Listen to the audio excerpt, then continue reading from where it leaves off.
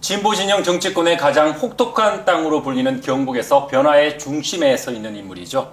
더불어민주당 전당대회 최고위원에 도전하고 있는 임미애 의원 나와 있습니다. 의원님 반갑습니다. 예, 안녕하십니까. 네. 일단 최고위원 예비 경선 통과하신 거, 문턱 넘으신 거 축하드리고요. 네.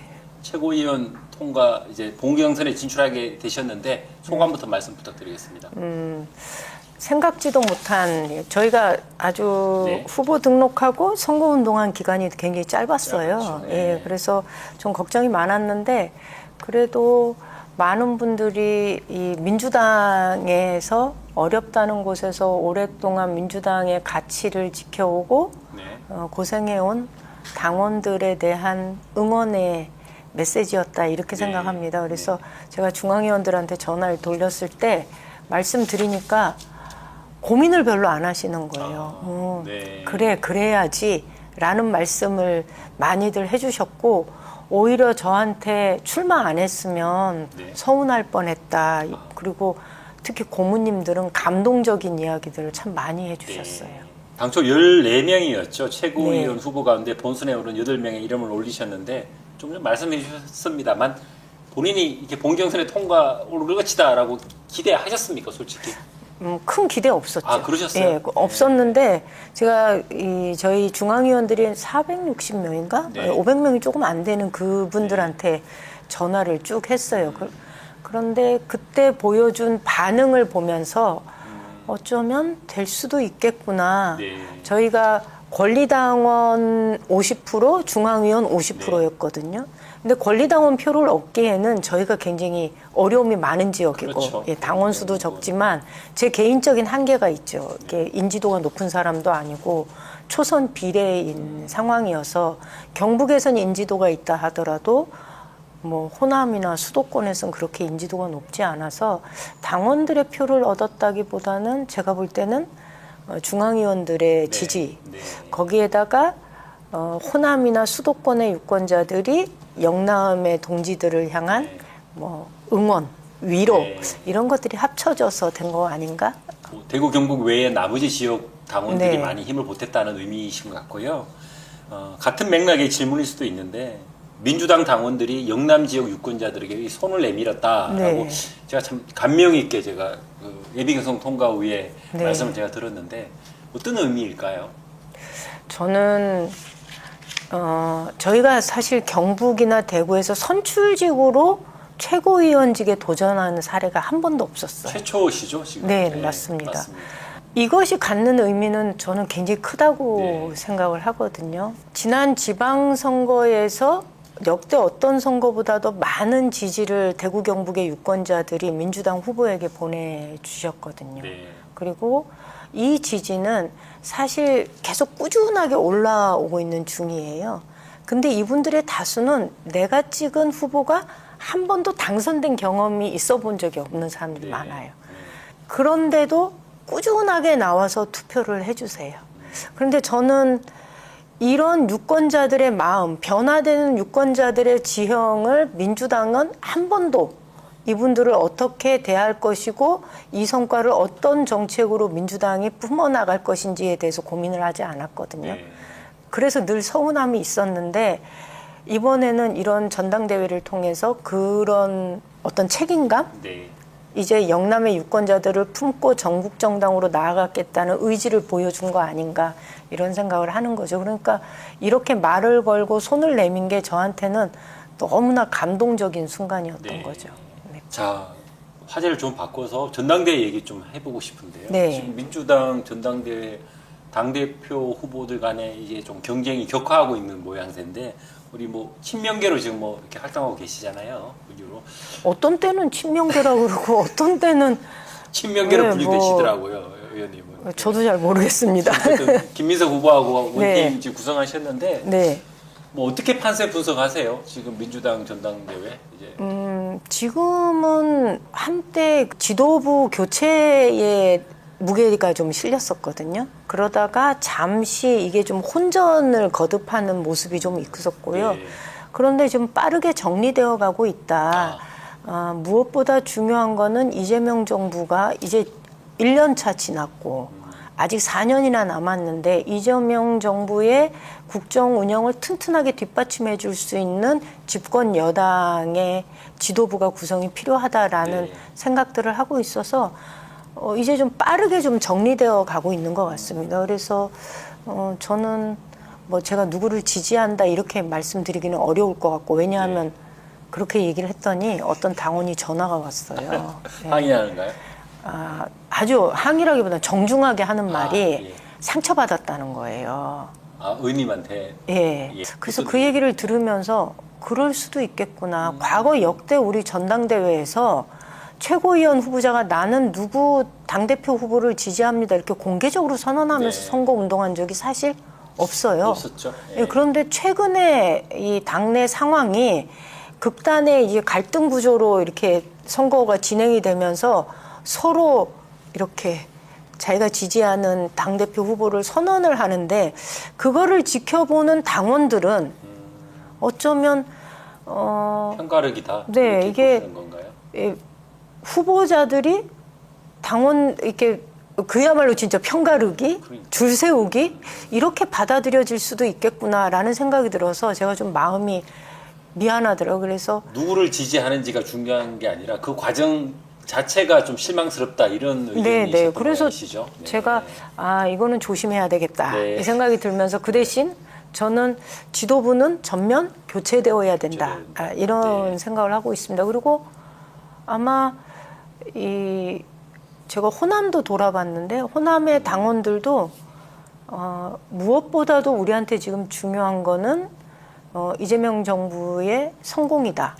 특히 서남권의 반도체 프로젝트는 반드시 성공되어야 된다. 그것을 당정이 일치해서 이것을 지원해야 된다라는 주장들이 많아서 네. 그런 방향으로 정리되지 않겠는가 생각합니다. 사실 민주당 전당대회가 좀 이 종교단체 전당대회 개입설이 좀 화두가 되어버려가지고 네. 정작 조금 논의되어야 할 민주당이 나아갈 길, 뭐 국정 철학, 뭐 네. 이런 게 좀 뒤로 지금 감춰져 버렸어요. 그래서 어떻게 생각하십니까? 그 신천지 전당대회 개입설에 대해서 그게 지금 이 후보 간에 네. 이게 격화하고 있잖아요. 근데 지금 그게 1월 달에 이제 수사가 네, 진행이 그렇죠. 되다가 네, 중단이 네. 됐다는 거잖아요. 그리고 김민석 후보의 경우는 이런 정황들이 있다라는 것을 알고 있었던 거고, 사실은 이거 다 저희들 짐작을 했거든요. 그렇죠. 신천지 신도가 국민의힘에만 입당하지는 않았을 거 아니에요.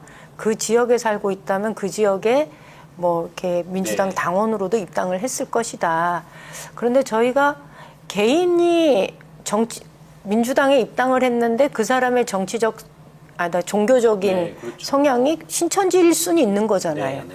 그런데 그것이 그렇게 개인적인 선택에 의해서 정당에 입당한 게 아니라 조직적이고, 네. 그리고 그 목적이 특정한 정책에 대해서 의도를 가지고 그 정책의 결정에 개입하려고 하는 거라면 이거는 불법이거든요. 문제가 있다는 네, 그래서 말씀이시고요. 그런 거라면은 혹시 그런 취지로 입당을 한 사람들이 있다면 지금 전당대회에 개입하지 마라. 네. 그리고 알아서 당적을 정리해라라는 네. 메시지를 김민석 후보가 꾸준히 낸 네. 거고, 그러는 과정에서 합수부에서 이거를 수사를 하고 있다라는 것이 발표가 돼서 어쩌면 일종의 예방주사를 좀 맞은 네. 그런 측면도 네. 있는데, 오히려 이것을 받아들이는 상대 측에서는 상대를 겨냥한 공격으로 받아들인 것 같아요. 그래서 지금 모양새가 그렇게 됐습니다. 네. 저는 그러지 말고 우리 당에 그런 일이 있어? 그러면 빠르게 조사해야지 라고 했으면 네. 이게 사실은 아무 문제가 안 되는데, 이걸 한쪽을 공격하는 것으로 받아들이면서 문제가 참 모양새가 안 좋게 꼬였구나 이런 거죠. 김민석 후보는 이런 뭐 특정 종교 단체의 개입 자체에 대해서 문제 제기를 했는데 네. 상대 후보는 마치 자기에 대한 공격으로 공격으로 받아들이는 확대해석한 거죠. 경향이 네. 있다라는 네. 말씀이시고, 분명히 특정 종교 단체가 조직적으로 의도를 갖고 특정 정당에 이렇게 개입하는 거는 이거는 문제가 있다. 불법이죠. 네. 알겠습니다. 그 정도로 정리를 하고요. 그 민주당이 사실 호남 정당이다. 전라도 이제 호남 지역에 지기단이 많잖아요. 그래서 이제는 조국 정당, 수도권 정당 그래요. 수도권 정당. 네, 왜냐하면 호남에 최고위원 후보가 나와도 단 한 번도 당선된 적이 없어요. 전국 정당 말씀드리려고 했는데 네. 전국 정당 민주당 만드는 것도 이제 민주당의 오랜 숙제인데 가장 중요한 게 전국 정당 되기 위해서는 영남권을 이제 품어야 되지 않겠습니까? 네. 민주당이 그래서 네. 그 과정에서 교도부 역할도 이렇게 큰 역할을 맡으셔야 될 것 같아요. 네. 어떤 역할 맡으실 예정이십니까? 일단 민주당 내에 영남의 이야기를 해주는 사람이 그동안 없었죠. 제가 국회의원이 돼서 들어가서 그제서야 영남의 문제에 대해서 영남이 갖고 있는 혹은 TK가 가지고 있는 의제에 대해서 당 지도부에다 꾸준하게 문제 제기를 네. 하는 거죠. 네. 뭐 통합 문제도 그랬고 공항 문제도 네. 그렇고 그다음에 이번에 메가 프로젝트와 관련해서 구미의 방위 산단 문제도 그렇고 꾸준히 대구 경북의 이야기를 해주는 의원이 그동안 한 명도 없었던 거예요. 이제 그 창구 역할을 제가 하고 있는 건데 이게 그냥 의원 개인이 관심을 가지고 하는 방식이 아니라 저는 이것이 조금 더 조직적이고 그리고 제도적으로 보장이 되어야 된다라는 생각을 하는 거예요.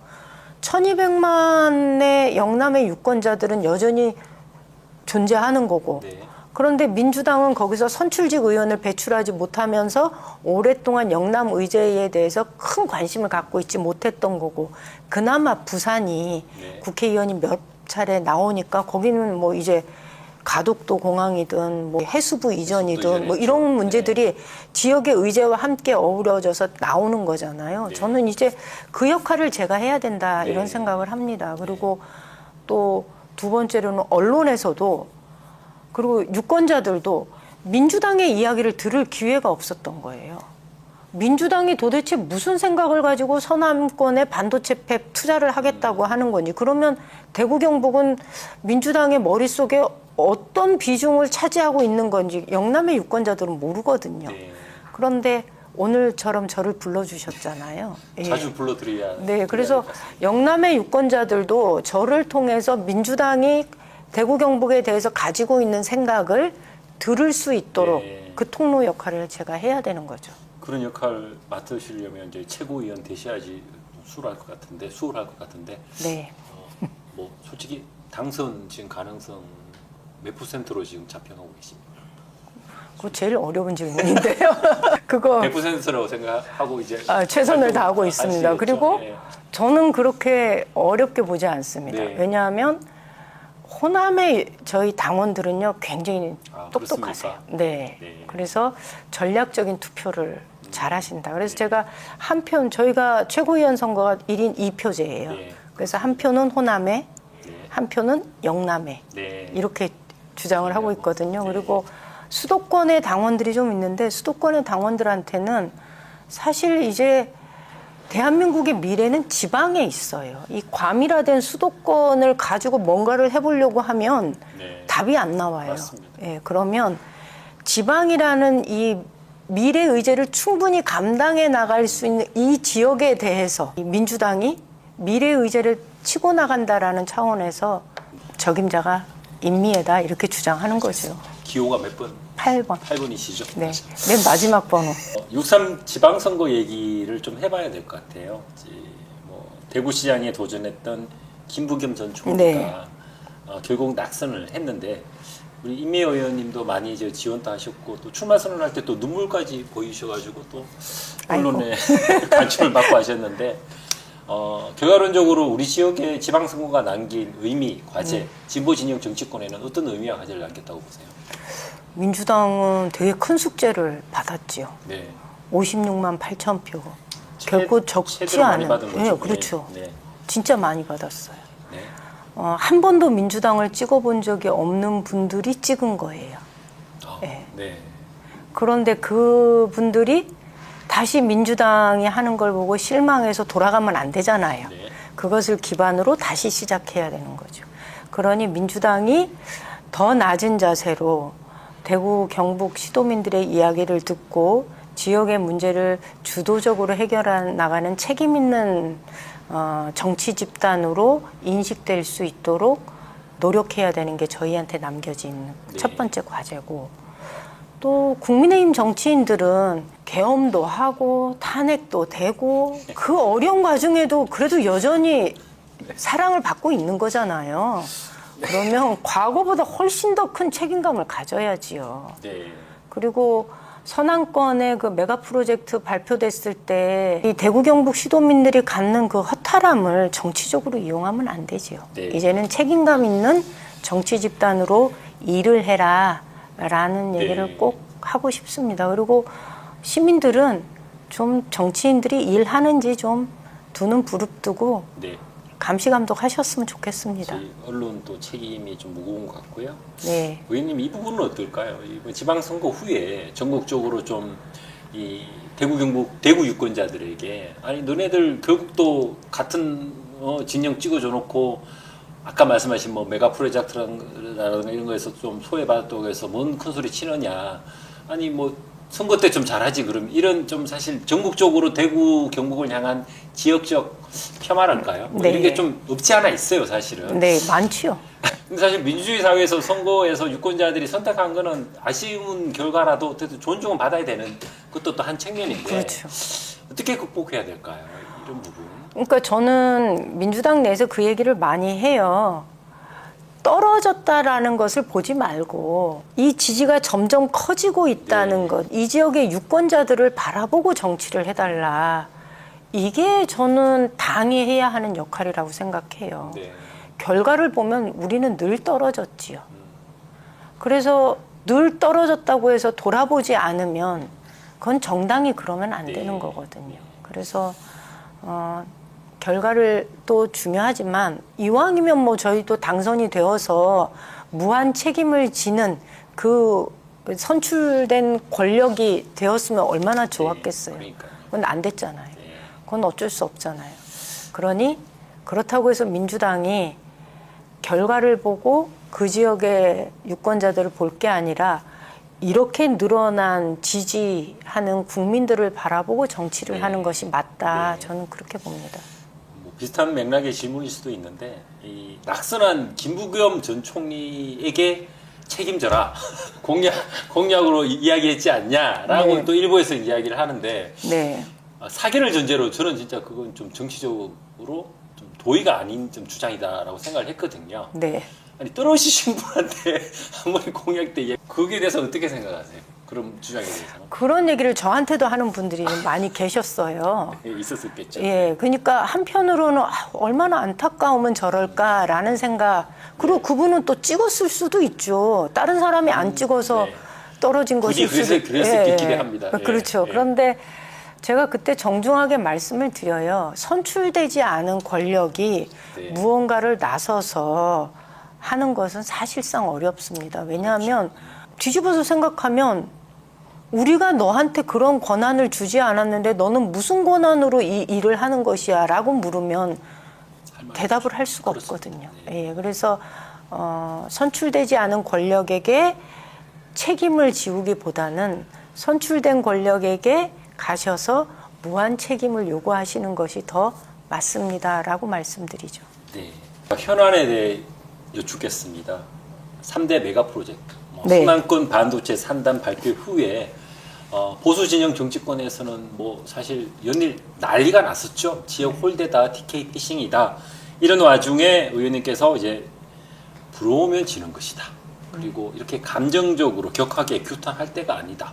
라고 이렇게 쓴소리 좀 하셨어요. 네. 어떤 생각이신 건지 조금 더 자세히 밝혀주신다면요. 저는 그 뒤로도 꽤 긴 시간 그 의원회관 2층에 보면 네. 간담회실이나 세미나실이 많아가지고 아침엔 토론회 같은 거 많이 하거든요. 네. 그 호남권 반도체는 허구다 이러면서 토론회를 하는 거예요. 국민의힘에서.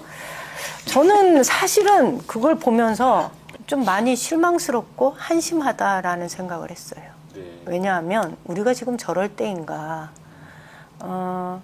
기업이 호남이라는 곳을 선택했을 때는 그만한 이유가 있는 거거든요. 네.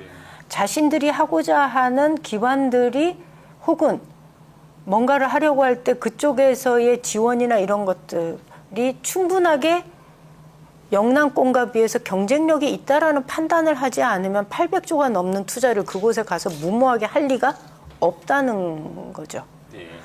물론 저희가 가지고 있는 거 많습니다. 이 대구 경북은 오랫동안 박정희 시절부터 투자가 이루어졌고 제조업 산단들도 빵빵하고 그래서 가지고 있는 건 많은 건 많습니다.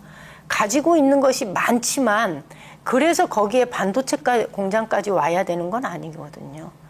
가지고 있는 것이 과연 그러면 글로벌 트렌드에 산업 트렌드에 맞느냐? 네.